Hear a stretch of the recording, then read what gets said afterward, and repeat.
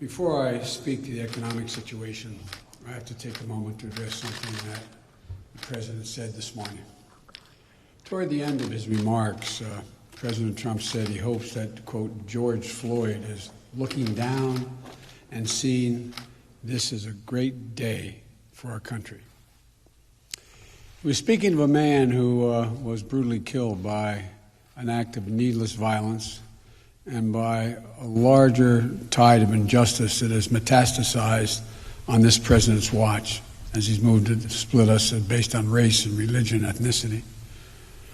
George Floyd's last words, "I can't breathe, I can't breathe," have echoed all across this nation and, quite frankly, around the world.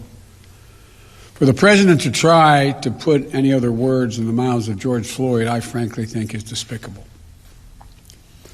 And the fact that he did so on the day when black unemployment rose, Hispanic unemployment rose, black youth unemployment skyrocketed, tells you everything you need to know about this man and what he really cares about. Today, like all Americans, I'm truly glad to see that 2.5 million Americans have gotten their jobs back. For those families, that's a sigh of relief. For all those of us, it reminds us that resilience of the American people. To those Americans, I'm so proud of you, so happy for you and for your families. I was disturbed, however, to see the president crowing this morning, basically hanging a mission accomplished banner out there, when there's so much more work to be done. So many Americans are still hurting.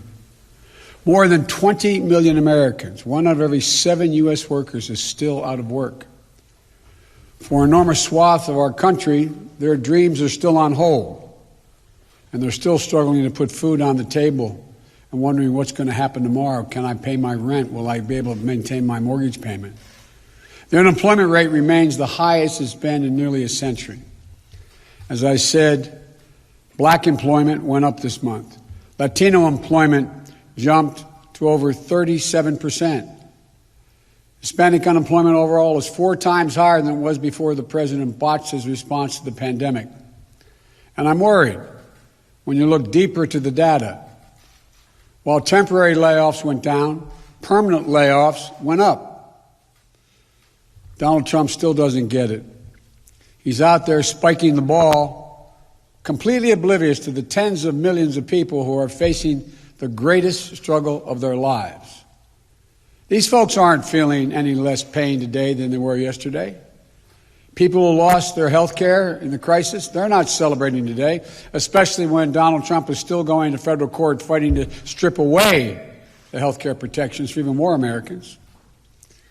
The fact is that about 13 million fewer jobs today for American workers than the day President Obama and I left office. So while it's wonderful to see 10% of the families who've lost their jobs due to Trump's disastrous pandemic response start to make their way back, the president's behavior makes me deeply worried for the 90% who haven't. So to all those families who are scared, who are frightened, who are hurting, who are wondering what's going to happen next, I want you to know I and a lot of others see you. We haven't forgotten you. And I won't be satisfied until this country starts working for everyone, just not now.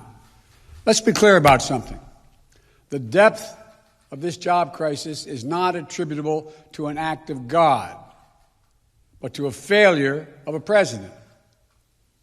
The truth is, every country dealt with their job losses due to this pandemic, but America was hit much harder out of the gate due to the complete incompetence and mismanagement of the response. This morning, the president tried to compare the response of Germany and South Korea's. Okay, let's compare. Germany has 1/3 of the deaths per capita than we do. And South Korea has less than 300 deaths total. America has 4% of the world's population and more than a quarter of the world's deaths due to this pandemic. 4% of the population, a quarter of the world's deaths. There's no secret why. Let's get something straight. The president did not act quickly when he was warned to act, when he was spoken, and even his own team talked about him acting.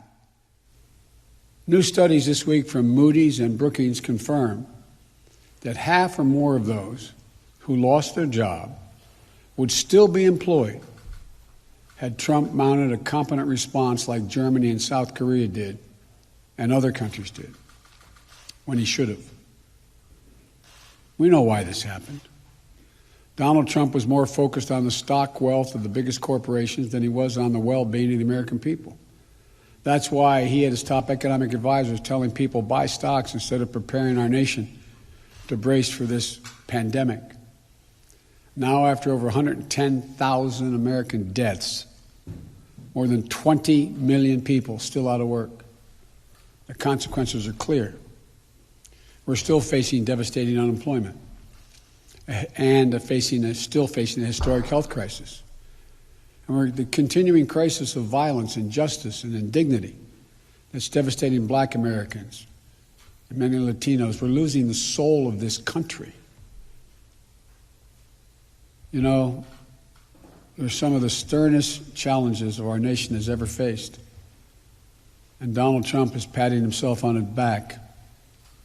He just has no idea, in my view, what's really going on in this country. He has no idea the depth of the pain that so many people are still enduring. He remains completely oblivious to the human toll of his indifference. It's time for him to step out of his own bunker, take a look around the consequences of his words and his actions. Let's be clear. The president who takes no responsibility for costing millions and millions of Americans their jobs deserves no credit when a fraction of them return. But there's a deeper concern here. As we recover some of the temporary job losses, we're still not on track to grow back in a way that will actually really serve working people. President Trump is still rewarding wealth over work. All we hear coming out of the White House these days is calls for more tax cuts for big investors, big corporations. Well, they didn't build this country. The middle class built this country.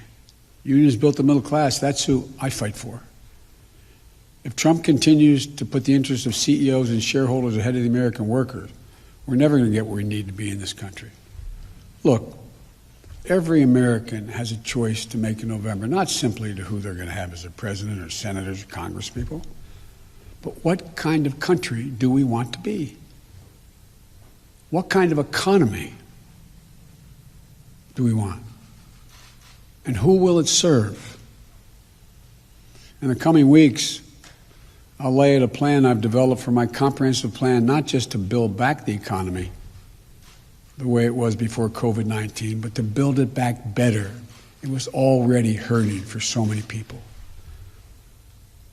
A plan to create millions of new good-paying jobs with benefits where people get a fair return on work, where we make the country stronger, more resilient, more just. As you'll see, that plan is anchored in job-creating investments in small businesses, trillions of dollars in infrastructure, investing in innovation, manufacturing, caregiving, and rewiring the faulty structures of our economy to ensure the dignity and equality for all American workers. There's a monumental amount of work to be done to repair the damage that has already been done. And simply tweeting slogans like "transition to greatness," end of quote, won't solve anything for the families who are hurting and wondering, where do I go next? I look forward to introducing, I would have already done it had we had not had the death, George had not been held up against that curb.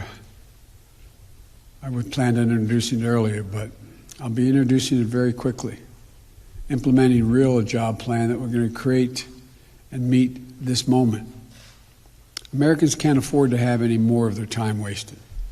They need an economy that works for them, and they need it now. They need jobs that bring dignity, and they need it now. They need equal justice and equal opportunity now. They need a president who cares about them, who cares about helping them heal now. I can't wait. The response of so many people across the world, across the country, including many of our Republican colleagues, former military commanders, etc., is crying out. We need justice, opportunity, and hope. I have faith in the American people. We give them half a chance. There's nothing they can't do. We need to unite as one nation.